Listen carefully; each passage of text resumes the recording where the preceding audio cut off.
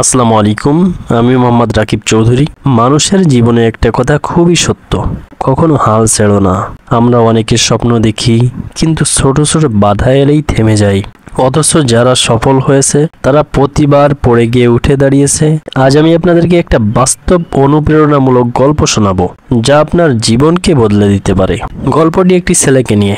ছেলেটি ছিল একেবারে সাধারণ পরিবারের সন্তান। পড়াশোনা করতে চেয়েছিল, কিন্তু টাকা ছিল না। পরিবার চালানোর জন্য ছোটখাটো কাজ করতে হতো তার। বন্ধুরা তাকে নিয়ে হাসাহাসি করত, তোর দ্বারা কিছুই হবে না। কিন্তু সে মন স্থির করেছিল, আমি একদিন সফল হবই ইনশাআল্লাহ। তারপর থেকে সে দিনে 12-14 ঘন্টা করে কাজ করত, সাথে একটু একটু করে শিখত নতুন কিছু। অনেক সময় ক্ষুধার্ত থেকেও পড়াশোনা করত। ধীরে ধীরে সে বুঝলো, সফলতা একদিনে আসে না, ধৈর্য আর কঠোর পরিশ্রমই আসল চাবিকাঠি। বছরের পর বছর সংগ্রামের পর অবশেষে তার সেই চেষ্টা সফল হলো। ছোট চাকরি থেকে বড় চাকরিতে, তারপর নিজের ব্যবসা দাঁড় করালো। যাদের চোখে সে একসময় ব্যর্থ ছিল, সেই মানুষগুলোই একদিন দাঁড়িয়ে তাকে সাফল্যের প্রশংসা করলো।